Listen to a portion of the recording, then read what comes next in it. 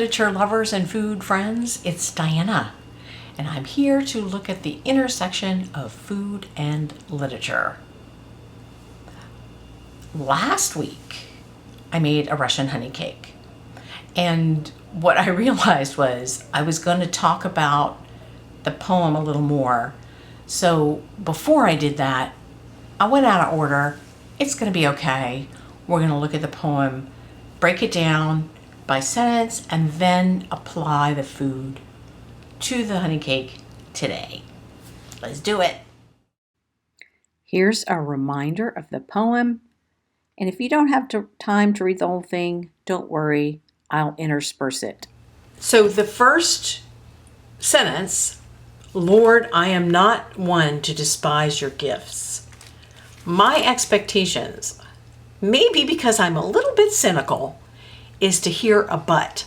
I'm not one to do this, but here I go, I'm about to do it. But that doesn't happen.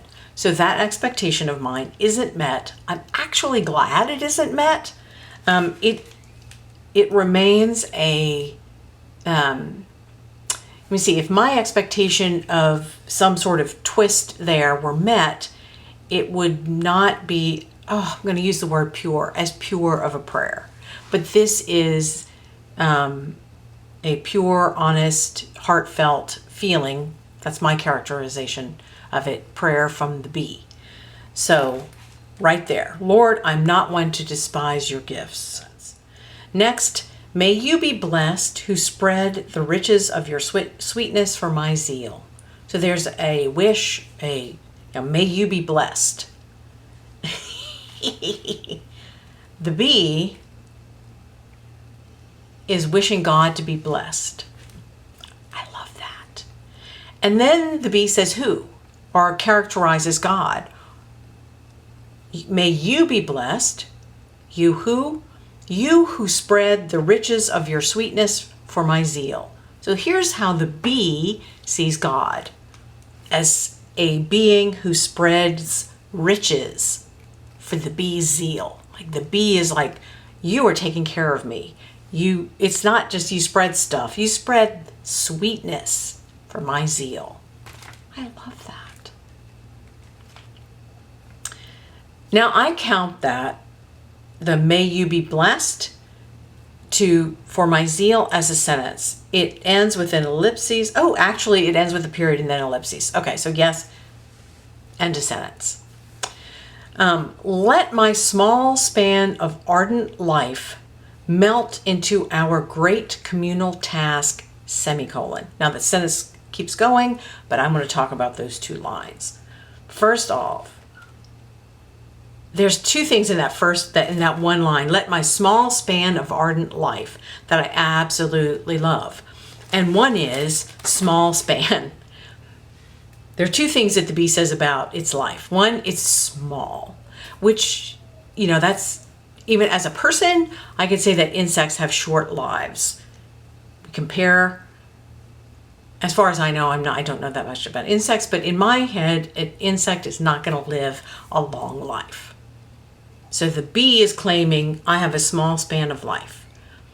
But if I think about my life is not that long either. I have a small span of life. So I'm connecting to this bee. That's something I didn't mention, and maybe I'll come back to try to remember to come back to. But I'm connecting to this bee.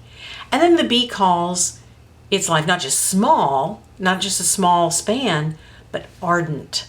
Oh, yes, ardent. So I looked it up just to make sure. Ardent is enthusiastic or passionate. My passionate life. What if the bee had said that?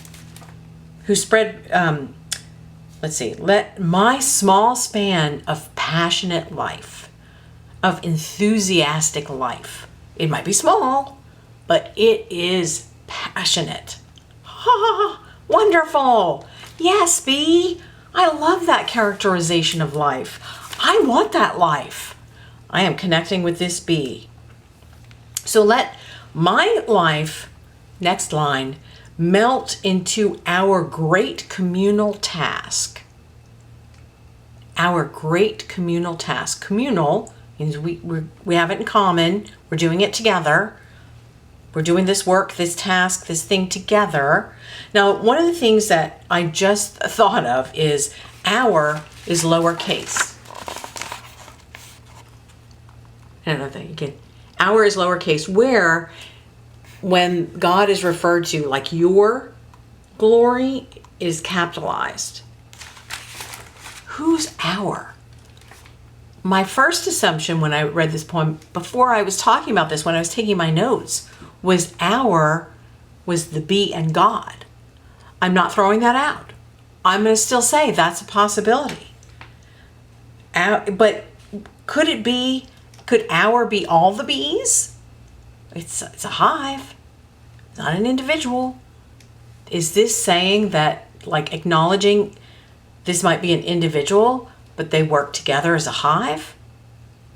I don't know. It could be both. It could be, I like it to be both, because I don't want to throw the me and you, God, we're doing this together idea out of there. I also want to go bigger with the our. It's like be in God, be in other bees, be in creation. Love that. Love that idea. Okay. I would have to think about that more, but I like that I can think about that later. Our great communal task. Let my small span of ardent life melt into our great communal task. And then what comes after that is the rest of the sentence, which finishes the poem, which describes what the task is. So I'm going to read all those lines. It completes the book except the word amen, which is at the very end. To lift up to your glory this temple of sweetness. That's what the communal task is. To lift up to your glory this temple of sweetness. And that actually there are now things that also describe, it's this temple of sweetness, a citadel of incense, a holy candle, myriad celled. So those four things, four ways of describing temple of sweetness, or of saying temple of sweetness. Molded of your graces and my hidden work. Okay, and that's another reason. Okay, let me have my little chills. Another reason I think our is God and the bee is because molded of the bee takes your graces, God's graces, and my hidden work, molded together. And then, so temple of sweetness, citadel of incense, a holy candle, myriad cell. What is that? What is that, bee? Much more accusatory sounding than I meant it to be. What is that? Is it honey?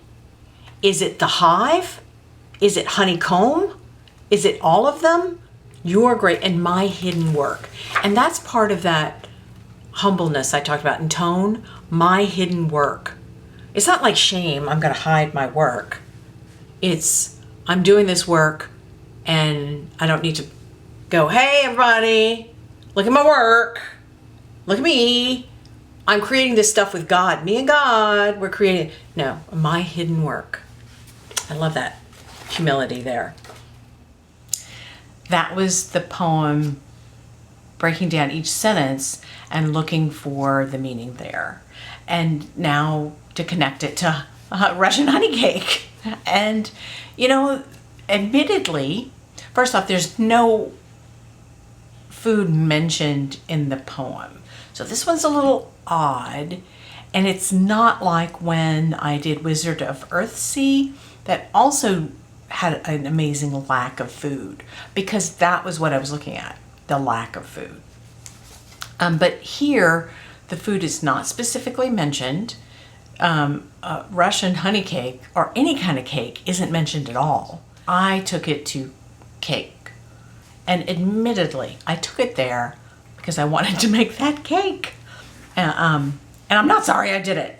It was very yummy. And I kind of brainstormed, what does this cake have to do with the poem? Well, it has layers, so it's complex, like a honeycomb, or a hive. It's complex. It's made of parts. It took effort to make. It's sweet, and it includes honey. So there are all those things, but that doesn't really tell me much about the poem. It doesn't. It just has a, hey, this has this, and this also has this. So let's make them work together. I did ask some questions. Is the cake a celebration of the bees' communal task? Am I, by making this cake, honoring the bees' prayer? That makes me feel good, for sure, to say, you know what I'm doing? I'm honoring the bees' prayer. Celebrating his communal task. There is also a line where the bee asks, let my small span of ardent life melt into our great communal task. So let my life melt in. And that kind of goes back to the humility thing, where the bee is not saying, let this all be about what all this work I'm doing, or let it be about me. It's let me kind of fade to the background, let me melt into this task and make the task the thing that's important.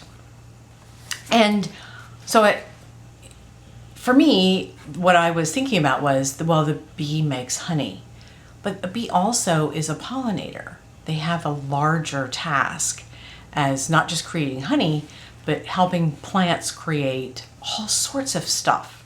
So what my analysis is coming down to is a series of questions. It's not so much the forcing of the cake. The cake is one of the things that opened up these questions, but even just reading this poem, I'm following these questions. Is this about honey? Is this about the bee? Is it about the bee and God? Is it about the bee and all of creation? Is it about the bee making honey? Is it about the bee being a pollinator? And all these questions that I'm bringing up, the poem is not offering me questions. Hey, Diana, you might want to ask about this. And being open to wondering, this active process of engaging with the poem makes the poem more interesting to me. Now, it is true that I have connections to the poem already, like it's from my childhood. That's a connector.